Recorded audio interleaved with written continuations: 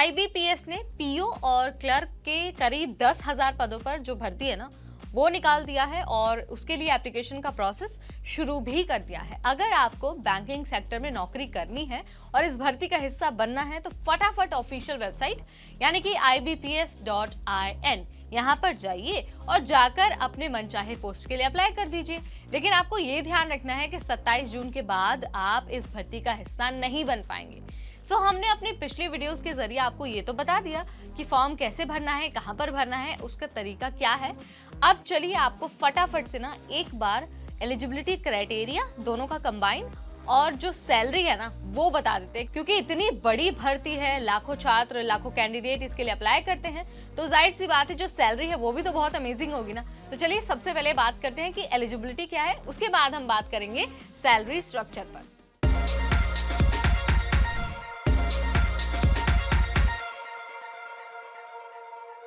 Everybody, मैं हूं नेहा आपके साथ, आपकी होस्ट। और जैसा मैंने आपको शुरुआत में बता दिया, आज इस वीडियो में बात होने वाली है पीओ और क्लर्क पदों पर भर्ती के बारे में, स्पेशली उसके सैलरी के बारे में।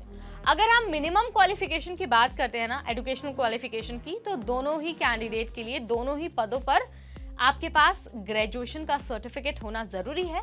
बस आपको ये मेक श्योर करना है कि अगर आप ऑफिसर स्केल 1, 2 या फिर 3 के लिए अप्लाई कर रहे हैं ना, तो आपके पास पर्याप्त एक्सपीरियंस होना भी जरूरी है। अब किस पद के लिए कितना एक्सपीरियंस होना चाहिए ये तो आपको डिटेल नोटिफिकेशन में मिल ही जाएगा, ठीक है। अब आपको ना फटाक से हम एक बार सैलरी का आइडिया दे देते हैं और बता देते हैं कि भाई दोनों पदों पर कितनी कितनी सैलरी मिलती है, बेसिक पे क्या होता है और जो इन हैंड सैलरी है वो कितनी आती है। शुरुआत होगी क्लर्क पदों पर, ठीक है। अगर क्लर्क की मैं इन हैंड सैलरी की बात करूँ ना, तो 35,000 से 40,000 की सैलरी हो सकती है। और जो पीओ की सैलरी है ना वो 53,000 से 57,000 तक हो सकती है। वहीं ऑफिसर स्केल 2 के पद पर जो भी कैंडिडेट सिलेक्ट होंगे ना, उनको 70,000 से 75,000 की सैलरी मिल सकती है। अब आपको सैलरी के टुकड़ों को बता देते हैं, क्योंकि सिर्फ इन हैंड सैलरी तो होती नहीं है सरकारी नौकरी वालों की। उसमें टीए होता है, डीए होता है, एचआरए होता है, हाउस रेंट अलाउंस होता है, यानी कि बहुत सारी चीजें होती हैं। हम क्लर्क पर बात करेंगे सबसे पहले। क्लर्क के पदों पर ना बेसिक पे जो है वो 19,900 रुपए का है। स्पेशल अलाउंस 3,263 रुपए है।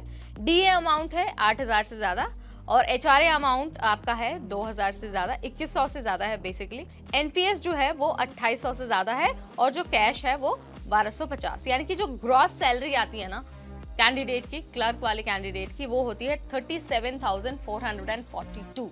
ये ग्रॉस सैलरी है। बट कैंडिडेट्स को ये ध्यान रखना है कि पोस्टिंग जिस जगह पर हो रही है ना, अक्सर सैलरी जगह के अनुसार भी वेरी कर सकती है।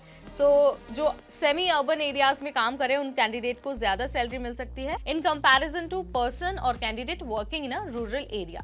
जगह के अनुसार आपकी सैलरी थोड़ी बहुत वेरी कर सकती है। अगर हम पीओ की बात करें तो बेसिक सैलरी 36,000 रुपए है। स्पेशल अलाउंस 5,904 रुपए मिलता है।